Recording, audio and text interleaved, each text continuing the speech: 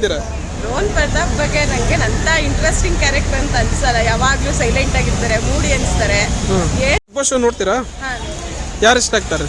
ನಂಗೆ ಸಂಗೀತ ಇಷ್ಟ ಆಗ್ತಾರೆ. ಏನಕ್ಕೆ? ಅವ್ರು ಫೈಟ್ ಮಾಡ್ತಾರಲ್ಲ ಪಾಪ, ಎಲ್ಲದಕ್ಕೂ ಸಿಂಗಲ್ ಆಗಿದ್ರು ಯಾವ್ದಕ್ಕೂ ಎದುರುಕೊಳಲ್ಲ. ಏನೇ ಬಂದ್ರು ಅವ್ರ ತರನೇ ಇರ್ಬೇಕು. ವಿನಯ್ ಅವ್ರ ಜೊತೆ ಜಗಳ ಆಡಿದ್ರು, ಕಾರ್ತಿಕ್ ಅವ್ರ ಜೊತೆ ಜಗಳ ಆಡ್ತಾ ಇದ್ದಾರೆ. ವಿನಯ್ ಅವ್ರ ಜೊತೆ ಜಗಳ ಆಡೋದಕ್ಕೆ ಅವರೇ ಬಂದು ಕನೆಕ್ಟ್ ಆಗಿದಾರಲ್ಲ, ಅವ್ರದ್ದೇನು ತಪ್ಪಿಲ್ಲ ಅಂತಲ್ಲ ಹೇಳ್ಕೊಂಡು. ಇಬ್ರು ಮತ್ತೆ ಶುರು ಮಾಡಿದ್ದಾರೆ. ಅದು ಹಂಗೆ ಇದ್ದೇ ಇರುತ್ತೆ. ಬಿಗ್ ಬಾಸ್ ಮನೆಯಲ್ಲಿ ಜಗಳನೇ ಅಂತೀರಾ?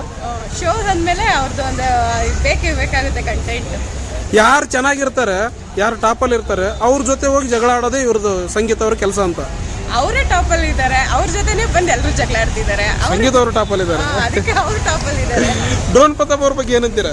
ರೋಹನ್ ಪ್ರತಾಪ್ ಬಗ್ಗೆ ನಂಗೆ ಅಂತ ಇಂಟ್ರೆಸ್ಟಿಂಗ್ ಕ್ಯಾರೆಕ್ಟರ್ ಅಂತ ಅನ್ಸಲ್ಲ. ಯಾವಾಗ್ಲೂ ಸೈಲೆಂಟ್ ಆಗಿರ್ತಾರೆ, ಮೂಡಿ ಅನ್ಸ್ತಾರೆ. ಏನಂತ ಬಿಗ್ ಬಾಸ್ ಶೋ ಅಂದ್ರೆ ಒಂದ್ ಸ್ವಲ್ಪ ಲೈವ್ಲಿ ಆಗಿರ್ಬೇಕು ಅನ್ನೋ ತರ ಇಷ್ಟ ಆಗುತ್ತೆ. ಬಟ್ ಅವ್ರು ತುಂಬಾ ಮೂಡಿ ಅಲ್ವಾ, ಅಂತ ಕನೆಕ್ಟ್ ಆಗಲ್ಲ ಅವ್ರು ನಮ್ಗೆ. ಯಾವಾಗ್ಲೂ ಎಮೋಷನಲ್ ಅಲ್ಲಿ ಇರ್ತಾರೆ, ತಂದೆ ತಾಯಿ ಒಂದು ಎಫೆಕ್ಟ್. ಬಟ್ ಗೇಮ್ ಅಂತ ಬಂದಾಗ ಬಿಗ್ ಬಾಸ್ ಮನೆಯಲ್ಲಿ ಇರೋದು ತಂದೆ ತಾಯಿ ಅಂತ ಬಂದಿರಲ್ಲ, ಅವ್ರು ಗೇಮ್ ಆಡಕ್ಕೆ ಅಂತ ಬಂದಿದ್ದಾರೆ. ಸೊ ಅವ್ರು ಗೇಮ್ ಮಾಡಿದ್ರೆ ಚೆನ್ನಾಗಿರುತ್ತೆ. ಈಗ ಗುರುಜಿ ಅವರು ಒಂದು ಸ್ಟೇಟ್ಮೆಂಟ್ ಕೊಟ್ಟಿದ್ದಾರಲ್ರಿ, ತಂದೆ ತಾಯಿ ಜೊತೆ ಇರಬೇಡ ನೀನು. ಮನೆ ಬೇರೆ, ರಿಯಾಲಿಟಿನೇ ಬೇರೆ. ಇವತ್ತು ನೋಡ್ಬಿಟ್ಟು ಆಮೇಲೆ ಮಾತಾಡೋದು ಒಳ್ಳೇದು.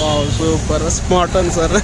Sudeep sir big boss show ಹೇಗೆ ನಡೆಸ್ತಾರೆ? ಅವ್ರು ಸಖತ್ತಾಗಿ ನಡೆಸ್ತಾರೆ. ಅವರಿಂದಾನೇ ಈ ಸೀಸನ್ ಸಕ್ಸಸ್ಫುಲ್ಲಿ ರನ್ ಆಗ್ತಾ ಇದೆ.